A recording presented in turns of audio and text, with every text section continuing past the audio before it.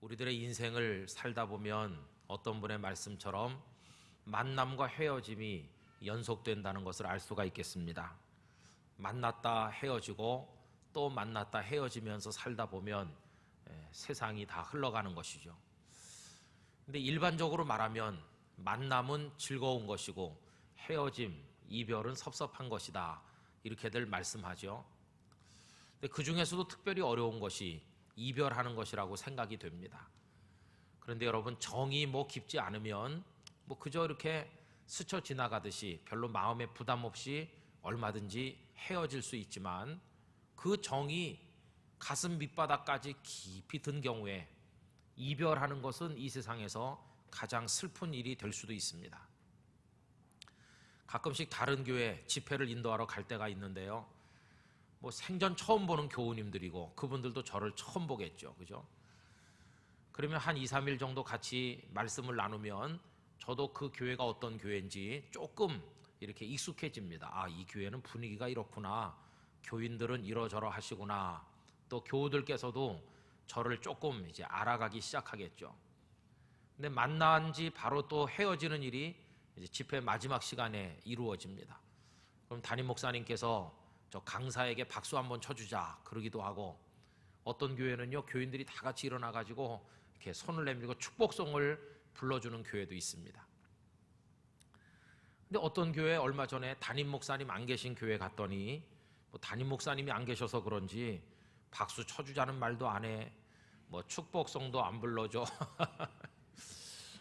그냥 그렇게 끝났거든요. 그런데 이제 끝나고 나니까 장로님들이 이렇게 말했습니다. 아이고, 땅끝 교회 20년도 넘게 있었으니까 지겹지도 않냐고, 그만두고 우리 교회로 오시는 게 어때요? 그렇게 말하대요. 근데 여러분, 제가 바보가 아니기 때문에 잘 압니다. 그 말이 진짜 옳은 말이 아니고 그냥 섭섭하다, 그런 뜻이라는 걸 잘 알고 있습니다. 근데 여러분, 그냥 집회한 교회는요, 야, 이 교회가 정말 좋은 교회구나, 그리고 정이 2, 3일 동안 좀 들었다고 그래도 그거 헤어지는 거 어려운 일 아니죠. 그거야 한 2, 3일밖에 안 있었는데 그렇게 깊은 정이 들었겠습니까, 그죠? 근데 만약에 그런 교회가 아니고 어떤 목사님이 한 40년쯤, 아니면 한 30년쯤 평생을 다 바친 교회라면, 은퇴를 앞두고 마지막 고별 설교를 할 때 그때도 그냥 쉽게 떠날 수 있을까? 그건 좀 어려울 것 같아요, 그죠? 저는 아직 젊었지만 언젠가는 땅끝 교회에서 내가 마지막 설교를 할 때가 있겠지, 그날 어떤 제목으로 무슨 설교를 할까, 그런 생각을 얼토당토않게 해볼 때도 종종 있습니다. 근데 평생 목회하시고 연세가 이제는 다 드셔서 은퇴를 앞둔 목사님의 고별 설교, 그 하시는 그 목사님의 마음은 어떨까? 전 아직 잘 모르지만은 생각해 보니까요, 어린 자식을 군대 내보내는 어머니의 마음 비슷하지 않을까? 마음이 안 놓이는 거죠, 그죠? 그 다음에 또 다 키운 딸 자식을 시집 보내는 친정 엄마의 마음, 잘 살아야 될 텐데, 별일 없어야 될 텐데, 어떤 그런 마음. 조금 더 심각하게 말해보면 사랑하는 자식들을 남겨놓고 세상을 떠나셔야 되는 그때 그 부모님의 심정. 물론 공부 다 시켰고 재산도 물려줬고 시집장가 다 보내서 다 살게 해놨는데도 그래도 부모님은 이게 마음이 안 놓이는 거죠. 내가 없으면 저것들이 잘 살 수 있을까? 그런데 그 부모님이 만약에요, 여러 가지 여건이 어려우셔서 공부도 많이 못 시키고, 그리고 돈도 하나도 물려주는 것도 없고, 그리고 결혼도 아직 못 시킨 그런 상태에서 세상을 떠나시는 부모님이라면 눈을 감을 수가 없겠죠, 그죠? 어린 것들이 해준 것도 없는데 이거 제대로 살 수 있을까?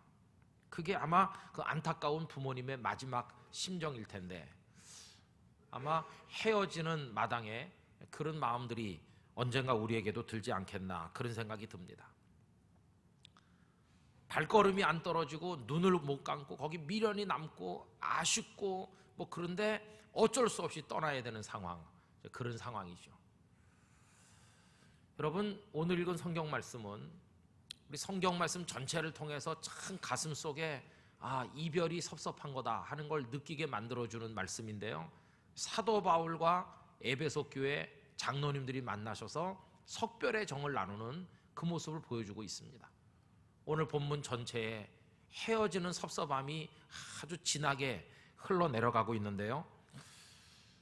바울은 에베소 교회를 굉장히 사랑했고 생각 같아서는 에베소까지 가서 한 사람 한 사람을 다 만나보고 싶지만 시간에 쫓겨서 어쩔 수 없이 장로님들을 밀레도까지 좀 오십시오 이렇게 청해가지고 밀레도에서 마지막 시간을 가지게 됐습니다.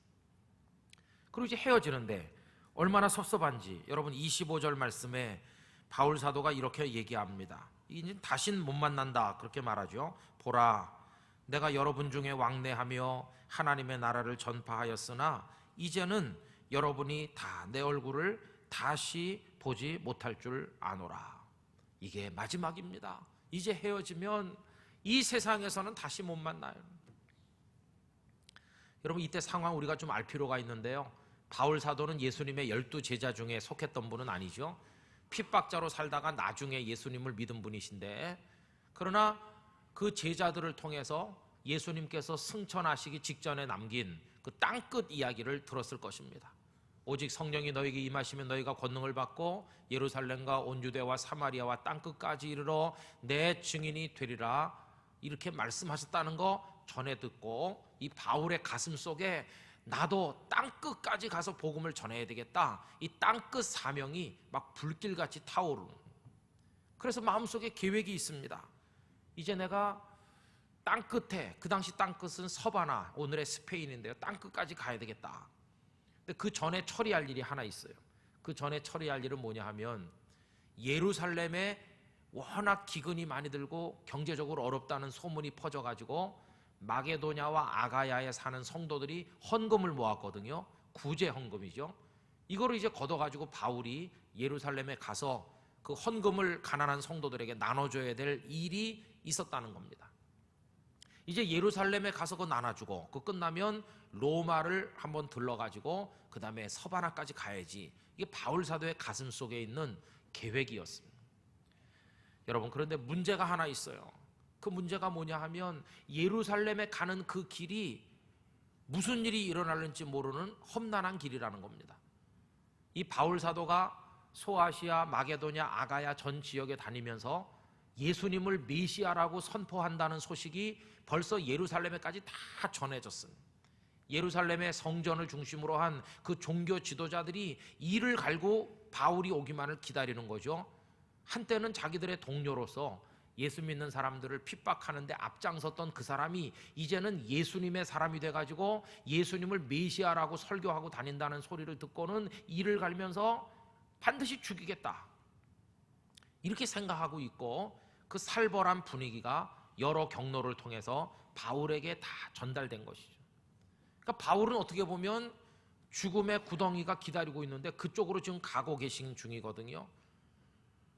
그러나 바울은 두려워하지 않았습니다. 오늘 말씀 가운데 보면 그 각오가 어떤지를 얘기하고 있는데 여러분 22절부터 24절까지 우리 소리내서 다 같이 한번 읽어보겠습니다.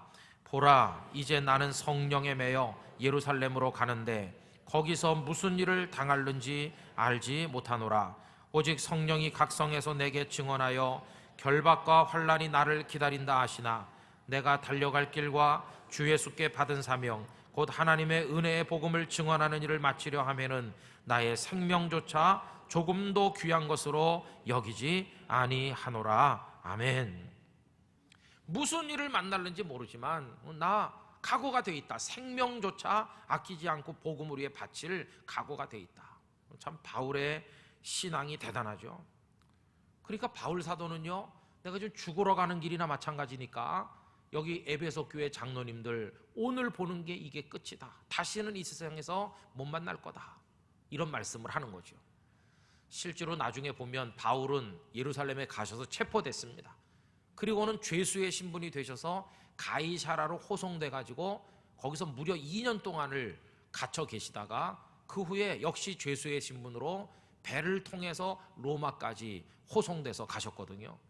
그러니까 오늘 이 읽은 사도행전 20장이 에베소 교회 장로님들과 마지막으로 만나는 가슴 아픈 장면이라 하는 것입니다. 더군다나 이 이별이 더 마음 아프게 여겨지는 이유가 있는데요. 그것은 바울 사도께서 에베소 교회를 끔찍하게 생각한다는 겁니다. 교회가 많은데 바울 사도께서 뭐 그 교회 그냥 그렇고 그렇지 뭐 이렇게 생각하면 섭섭하지도 않을지도 몰라요. 그러나 너무너무 사랑한 교회니까, 이 에베소라고 하는 곳은 너무 많은 정열을 쏟았던 곳이니까요. 여러분, 이 에베소는 어떤 곳이냐 하면 그 거대한 로마가 전 지역을 다스리는데 여러 개의 주를 나눠 가지고 다스리는데 소아시아에 속해 있었던 이 에베소는 소아시아 지역의 아주 중요한 핵심 도시, 우리식으로 말하면 뭐 도청 소재지가 있거나 수도가 있는 곳이라고 말할 수 있습니다. 소아시아의 많은 지역 중에 가장 크고 가장 사람이 많이 살고 모든 정치, 경제, 문화의 중심지, 이게 에베소입니다. 에베소 사람들은 아르테미스, 그 아데미 여신을 많이 섬겼는데 당시 세계 불가사의라고 하는 거대한 아데미 신전이 거기 떡하니 있을 정도로 거기는 대단한 도시였습니다. 그러니까 바울이 에베소에 아주 정열을 쏟았습니다. 집념을 가졌습니다. 여기 반드시 교회가 아름답게 세워져야 된다. 그래서 여러분, 사도 바울은 다른 데서는요 오래 머물지 않으셨어요. 그러나 제법 오래 머문 데가 고린도인데, 고린도는 1년 6개월 머무셨는데 이 에베소에는 몇 년이나 있었냐? 무려 3년을 이 도시에 머물면서 복음을 전했어요. 여러분, 오늘 본문 31절로 한번 내려가 보십시오. 그러므로 여러분이 읽게요, 기억하라고 그래요. 뭘 기억하냐? 내가 3년이나 밤낮 쉬지 않고 눈물로 각 사람을 훈계하던 것을 기억하라. 에베소 교회를 얼마나 사랑하는지 3년이란 시간이나 바쳐가지고 눈물로 정성을 다해 했다는 겁니다. 그거 얼마나 최선을 다했는지 여러분 18절로 21절까지 함께 읽어보겠습니다. 오매 그들에게 말하되 아시아에 들어온 첫날부터 지금까지 내가 항상 여러분 가운데서 어떻게 행하였는지를 여러분도 아는 바니 곧 모든 겸손과 눈물이며 유대인의 간계로 말미암아 당한 시험을 참고 주를 섬긴 것과 유익한 것은 무엇이든지 공중 앞에서나 각 집에서나 꺼리낌이 없이 여러분에게 전하고 가르치고 유대인과 헬라인들에게 하나님께 대한 회개와 우리 주 예수 그리스도께 대한 믿음을 증언한 것이라. 아멘. 3년 동안 내가 이렇게 가르칠 거 다 가르치고 최선을 다했다. 그런데 이제 그곳을, 거기 장로님들을 이제 떠나야 되는 거죠. 사랑했고 오래 머물렀고 너무너무 깊이 정들었고, 근데 교인들을 다 못 만나고 장로님들만 몇 분 만나는데 그나마 오늘 밤이 지나면 다시는 이 세상에서 못 만난다. 여러분, 그 헤어지는 모습을 오늘 본문에서 조금 더 내려가셔서 36절부터 보면 이렇게 기록하고 있습니다. 이 말을 한 후 무릎을 꿇고 그 모든 사람들과 함께 기도하니 다 크게 울며 바울의 목을 안고 입을 맞추고 다시 그 얼굴을 보지 못하리라 한 말로 말미암아 더욱 근심하고 배까지 그를 전송하니라. 바울이 배 타고 가시는데 다 부둣가까지 따라가서 이제 손을 흔들면서, 여러분 그 장면을 한번 연상해요. 다시는 못 만난다, 하늘나라에서나 만날까, 그러면서 이제 헤어지는 겁니다. 발길이 안 떨어지는 거겠죠. 그렇게 헤어졌어요. 그러면 사도 바울이 더 섭섭하고 더 발길이 안 떨어지는 이유가 있는데, 그게 뭐냐 하면은 이제 내가 떠나고 난 다음에 이 에베소 교회에 엄청난 일이 일어나게 될 거라는 겁니다. 시련이. 여러분 29절 30절 말씀을 보십시오.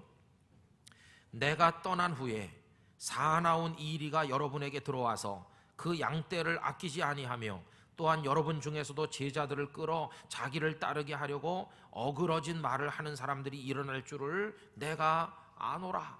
바울은 다 내다보고 있었습니다. 자신이 떠나고 난 다음에 사나운 이리 같은 이상한 것들이 들어와서 양떼를 잡아먹듯이 교인들을 막 망가뜨리고 교회를 어지럽게 할 것을 아는 거죠. 그런데 이제 자신은 떠나야 되니까 얼마나 안타깝습니까? 아직 어린 자식을 남겨놓고 세상을 떠나는 어머니 아버지의 심정 같은 마음으로 이제 바울이 에베소 장로님들과 작별을 하게 된 겁니다. 여러분, 어떻게 떠날 수 있겠습니까? 마음이 안 놓여서 무슨 대책이라도 세워놓고 내가 없어도 이분들이 잘 할 수 있도록 뭔가 대책을 세워놓고 준비를 해놓고 그리고 떠나야 되는 거 아니겠어요? 무슨 대책을 세워주고 떠날 수 있나? 여러분, 그때 바울 사도가 하신 일이 뭡니까?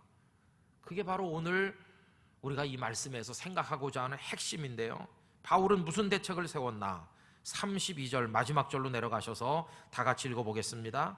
지금 내가 여러분을 주와 및 그 은혜의 말씀에 부탁하노니 그 말씀이 여러분을 능히 든든히 세우사 거룩하게 하심을 입은 모든 자 가운데서 기업이 있게 하시리라. 할렐루야. 바로 이것이었습니다. 여러분, 나는 이제 여러분들과 더 가까이 다가갈 수도 없고 함께 있을 수도 없습니다. 이제 나는 떠나고 여러분들만 남습니다. 조금 있으면 사나운 이리가 들어와서 여러분을 막 잡아먹듯이 그렇게 될 텐데 내가 이제 더 도와드릴 수가 없습니다. 그래서 나는 마지막으로 여러분들을 우리 주님께, 특별히 그 주님의 은혜의 말씀에다가 부탁하려고 합니다. 그 말씀이 여러분들을 든든하게 세워줄 줄 나는 믿고 그 은혜의 말씀에 여러분들을 맡기려고 합니다. 또 이것은 주님을 향한 기도이기도 하겠죠. 주님, 저 이제 떠나요. 저 배 타고 떠납니다. 이제 여기 에베소 교회 장로님들과 성도들만 남는데 어린아이 같습니다. 어떻게 이들이 버텨나갈 수 있을까요? 나는 그래서 주님, 당신의 은혜의 말씀에 이분들을 송두리째 맡깁니다. 그 말씀으로 여기 교우들을 붙들어 주시고 환난도 미혹도 다 이길 수 있도록 그 말씀으로 이들을 지탱시켜 주시옵소서. 이렇게 하고는 사도 바울은 떠나신 것입니다. 돈을 남기지도 어떤 권력자에게 부탁하지도 못했습니다. 바울은 권력과도 거리가 멀고 돈도 없었기에 오직 한 가지, 주님과 그 주님의 은혜의 말씀에다가 다 부탁하고 맡기고 떠난 것입니다. 여러분, 은혜의 말씀이 도대체 뭐길래 그 발걸음이 안 떨어지는 그 상황에서 다 맡길 수 있었을까? 언젠가 우리도 자식을 남기고 세상의 모든 걸 남기고 떠나야 되는데 우리는 무엇에다가 맡기고 떠날 수 있을까? 여러분, 저도 여러분들도 은혜의 말씀에 부탁하고 떠날 수 있게 되기를 바랍니다. 은혜의 말씀에다 맡기는 거죠. 은혜의 말씀 어떤 것입니까? 은혜의 말씀은 은혜로운 말씀이라고도 표현할 수 있습니다. 여러분, 세상에는 말이 참 많아요. 그런데 그 모든 말이 다 은혜의 말씀인 건 아닙니다. 어떤 말은 들으면 번뇌를 가져오고 머리를 복잡하게 하고 두려움을 가지게 만들고 우리는 막 뒤집어 놓는 그런 말들이 있습니다. 많이 들을수록 영혼이 황폐화되고 우리 흑암의 자식으로 만들어가는 그런 말들도 있습니다. 그런 말을 분출시켜서 뿜어내서 온 세상으로 퍼져나가게 만드는 원흉이 바로 사탄입니다. 이런 말을 들으면 마음이 어두워지고 자신감도 잃어버리고 세상이 이상해 보이고 죄 가운데 떨어지게 됩니다. 그러나 여러분, 정반대의 말씀도 있습니다. 그 말씀을 들으면 들을수록 영혼이 밝아지고 자신이 존귀한 걸 알게 되고 그리고 힘을 얻게 되고 좌절해서 용기를 가지게 되고 절망해서 소망으로 옮겨가게 되고 그 말씀을 들으면 들을수록 사람이 더 새로워지는 그런 말씀이 있습니다. 이 은혜로운 말씀을 누가 주시는가? 우리 주님께서 주시는 것입니다. 그래서 이 은혜의 말씀에다가 부탁한다. 여러분, 우리 땅끝교회 성도들은 이 은혜의 말씀의 참맛을 아는 분들이 되시기를 바랍니다. 들으면 들을수록 진리에 굳게 서게 됩니다.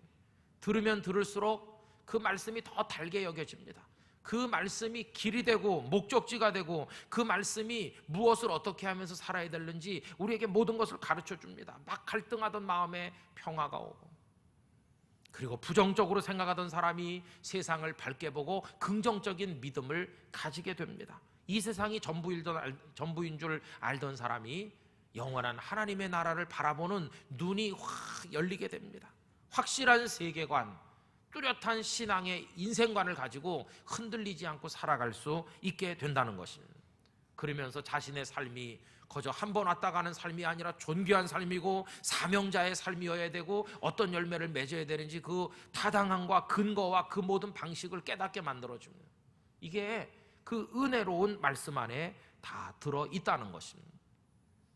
그래서 그 은혜로운 말씀에 내가 여러분들을 부탁하고 떠납니다.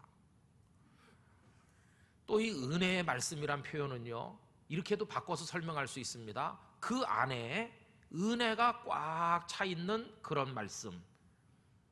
말씀 안에 은혜가 꽉 차 있어요. 근데 그 말씀 안에 있는 은혜가 어떤 역할을 하느냐? 그 은혜가 우리에게 말이죠, 믿음을 가질 수 있도록 도와줘요. 말씀이 있고 말씀 안에 은혜가 있는데 그 은혜가 우리에게 믿음을 줘요. 그래서 말씀을 자꾸 들으면 믿음이 없던 사람 속에 믿음이 조금씩 생겨나서 나중에는 큰 믿음의 사람이 되는 것이죠. 여러분, 이게 로마서 10장 17절에 그 비밀을 말씀했습니다. 믿음은 들음에서 난다. 자꾸 말씀을 들으면 속에 믿음이 생겨요. 그런데 뭘 듣느냐? 개그 코미디나 들어가지고 믿음이 생기느냐? 아니요. 믿음은 들음에서 나는 건데, 들음은 그리스도의 말씀으로 말미암았다. 우리 주님의 말씀을 자꾸 들으면 그 속에 믿음이 생겨나게 된다는 것입니다. 여러분, 저나 여러분들에게 반드시 필요한 것은 하나님께 대한 믿음인 줄로 생각합니다. 믿음이 꼭 필요합니다. 꼭 있어야 됩니다. 왜냐하면 이 믿음이 세상을 이기는 비결이 되고 무기가 되기 때문에 그렇습니다. 여러분, 요한일서 5장 4절에 무릇 하나님께로부터 난 자마다 세상을 이기느니라 이렇게 말씀했거든요. 여러분, 세상에서 패배자가 되지 아니하고 승리자가 되시길 기원하는데요, 어떻게 세상을 이길 수 있을까? 그 다음에 보면 세상을 이기는 승리는 이것이니 우리의 믿음이니라. 믿음으로 환난도 이기고 시련도 이기고 이 세상을 이기게 된다는 것이. 그러니까 믿음은 반드시 필요해요. 성경의 위대한 인물들은 다 믿음으로 세상을 이긴 분들이세요. 뭐 많은 예가 있겠지만 한 두 분만 얘기해 본다면 아브라함이 100살에 이삭을 낳는데 어느 날 하나님께서 이삭을 제물로 바치래요. 제물로 바치는 건 죽여가지고 바치는 겁니다. 끔찍한 얘기입니다. 자식이 많은 것도 아니고 딱 하나 100살에 낳는데, 물론 그 이전에 이스마엘이 있었지만 그 약속의 자녀는 아니고요. 약속의 자녀는 요 딱 하나인데 어떻게 죽여서 제물로 바쳐? 난 못해. 그럴 수 있잖아요. 다 못한다고 그러죠. 그런데 아브라함은 그걸 하겠다는 거예요. 이삭을 앞세우고 모리아산 꼭대기에 올라가 그 제단을 만들고 아들을 묶어서 올려놓고 그 아들을 하나님 앞에 바칠 생각을 했거든요. 완전히 정신 나간 노인처럼 보였을 것입니다. 어떻게 그거 할 수 있나? 그런데요, 그게 믿음으로 했다는 것입니다. 히브리서 11장 17절에 보면 이렇게 말씀했습니다. 아브라함은 시험을 받을 때에 믿음으로 이삭을 드렸으니 그는 약속들을 받은 자로 돼 그 외아들을 드렸느니라. 하나밖에 없는 아들을 드렸다는 겁니다.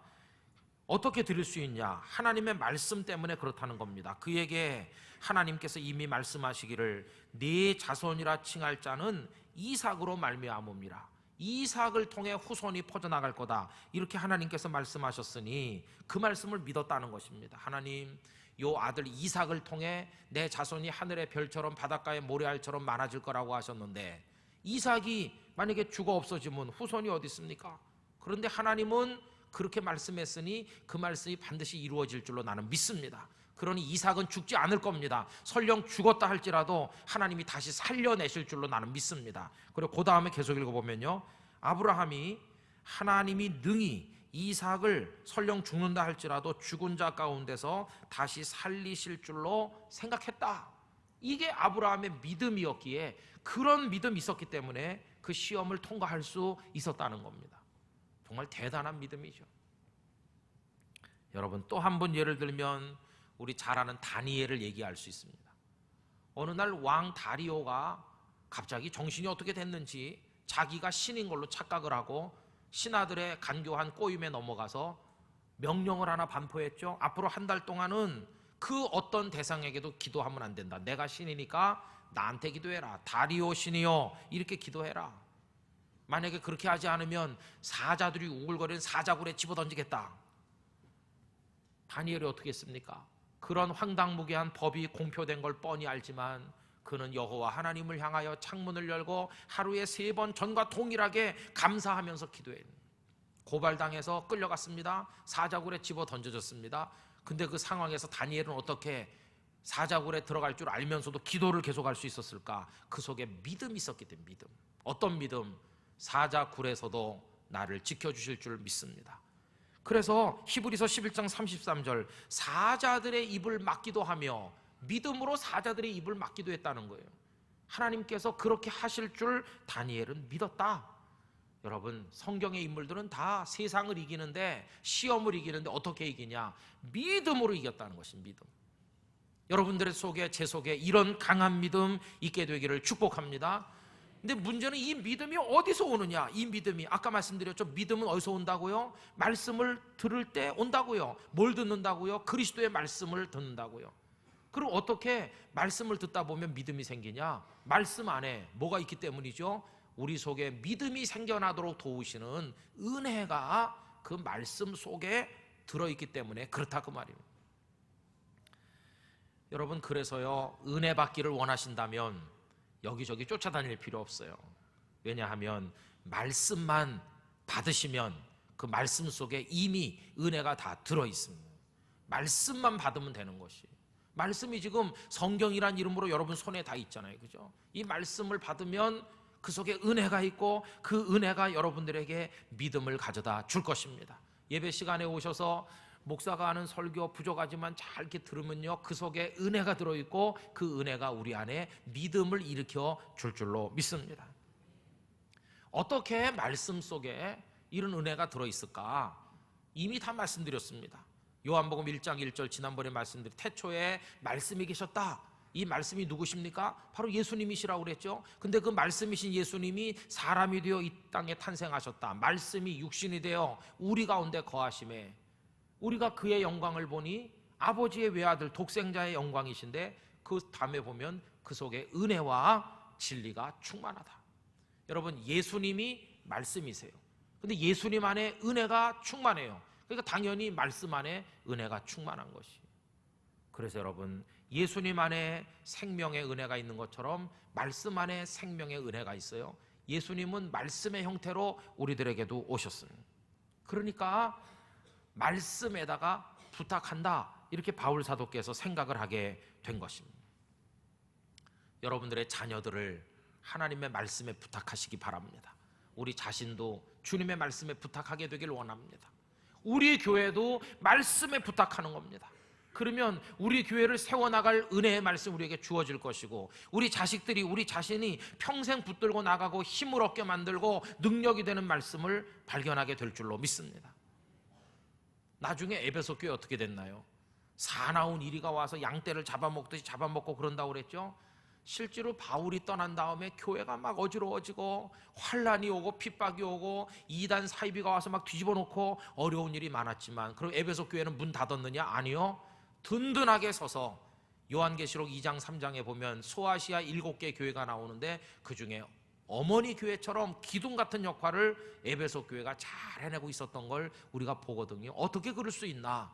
은혜의 말씀이 그들을 붙들었기 때문에 그렇다 하는 것입니다. 여러분, 32절을 다시 한번 내려가 봅시다. 이 말씀이 얼마나 놀라운 것인가? 지금 내가 여러분을 주와 및 그 은혜의 말씀에 부탁하노니 했죠. 그 말씀이 어떤 일을 하십니까? 그 말씀이 여러분을 능히 든든히 세우사, 할렐루야, 그 말씀이 저와 여러분을 세워주실 줄로 믿습니다. 그 말씀이 거룩하게 하심을 입은 모든 자, 하나님의 은혜로 십자가 보혈로 거룩하게 된 우리 모두 가운데 기업이 있게 하시리라. 하늘의 영원한 생명이란 기업, 이 땅의 성도로 살아가는 아름다운 기업, 그 말씀을 통해 우리들에게 주실 줄로 믿습니다. 예수님 안에 은혜가 있고 말씀 안에 은혜가 있고, 그 말씀을 들을 때, 읽을 때 우리 속에 믿음이 생기고 그 믿음으로 세상을 이기는 능력 있는 그리스도인이 된다고 하는 것입니다. 그래서 신앙생활 잘 하시는 분들은요, 다 말씀이 있어요. 평생 붙들고 사는 말씀 한 구절, 이게 얼마나 멋집니까? 그 말씀을 의지해요. 그 말씀의 능력을 믿어요. 여러분, 저도 은혜의 말씀에 저와 여러분들과 우리 교회를 부탁하기를 원합니다. 우리 말씀의 능력을 믿어야 되겠습니다. 그 말씀으로 천하 만물이 창조됐고 지금도 그 말씀이 우리를 변화시키고 새롭게 만들고 절망에 떨어졌던 사람을 일어나게 하시고 새 사람이 되도록 만든다는 거 우리 확신해야 됩니다. 말씀 그 자체가 은혜요, 말씀 그 자체가 능력인 줄로 믿습니다. 그래서 여러분, 저 여기 설교하러 올라올 때 설교 준비가 완벽해, 이 정도 설교면 다 은혜 안 받을 사람 없을 거야, 그래서 올라오는 거 아닙니다. 아무리 봐도 부족하고 뭐 형편없지요, 그죠? 그러나 여기 올라올 수 있는 용기를 가지는 건 뭐냐 하면, 나는 부족하나 형편없지만 이 속에 담겨있는 그 하나님의 말씀은 능력의 말씀이고 은혜의 말씀이니까 그 말씀이 우리 교회 성도들을 위로할 자는 위로하고, 새롭게 할 사람 새롭게 하고, 신앙의 각오를 가질 사람 가지게 하고, 치유하실 사람 이 말씀이 치유하고, 이 말씀이 축복이 될 줄 믿기 때문에 여기 또 할 수 있는 것입니다. 여러분, 목사가 여러분을 변화시키는 게 아니라 이 말씀이 여러분에게 은혜와 축복이 되시기를 축원합니다. 이 말씀이. 저는요, 새해 우리가 한번 새로운 도전을 해보고자 합니다. 정말 간절한 마음으로. 그래서 새해 우리 교회 표어로 정한 것은 말씀과 함께 새 역사를 향하여 이렇게 정했는데요, 그냥 정한 게 아니고 많은 생각을 했습니다. 오늘 이 말씀과 관련해서 어떻게 하면 좋을까? 불가능한 일은 아니라고 생각합니다. 우리 교회 어른 아이 할 거 없이 모든 성도가 정해진 스케줄에 따라서 1년에 성경을 한번 읽는 겁니다. 전 성도가 다 같이 똑같은 속도로 같이 읽는 겁니다. 각자 집에서, 직장에서. 그리고 그 석장 중에 한 10절이든 몇 절을 제가 정해서 주보에 알려드리면 그 말씀을 집에서 큐티 묵상을 하는 겁니다. 그래가지고 그 말씀의 내용을 파악하고 의미가 뭔지 생각해보고, 그 말씀이 오늘 내 생활에 어떤 메시지를 주는지 적용을 하고, 같이 기도하고 각자가. 그리고 그 말씀으로 매일 새벽 기도를 우리가 여기서 모이고, 수요 예배 설교를 그 말씀으로 하면, 주일날도 그 일주일 말씀 중에 하나를 골라서 주일날 제가 설교하면, 우리 교우들은 이미 집에서 그 말씀을 다 묵상했기 때문에, 아, 나는 이 말씀에서 이런 은혜를 받았고 이렇게 적용했는데, 아, 저 목사님 저렇게 얘기하는구나. 우리가 또 말씀을 풍성하게 이해하겠죠. 이거를 어른들만 하는 게 아니라 주일학교 꼬마들도 다 하고, 우리 중고등학생들도 하고, 처음에는요 한 2달치씩 책자처럼 만들어 드리려고 생각했어요. 그래가지고 한 2-3천 원 드는데, 비용이 한 권당 한 1,000원씩 내고 하나씩 살까, 그런 생각도 하다가 일단 주보 사이에 일주일치 분량을 매주 나눠드릴 겁니다. 그러면 거기 읽을 본문이 있고요, 또 그날 묵상할 본문이 정해 있고요, 질문도 있고요, 그거에 여러분들이 적용할 수 있는 안내도 있고요. 이렇게 해가지고 일주일치씩 미리미리 그 한 주 전에 나눠드리면 집에서 읽고 꼬마도 하고 언니 오빠들도 하고 가족들이 둘러앉아서, 이 말씀 너는 어떻게 생각하니? 아빠, 나는 이 말씀이 참 좋은 것 같아.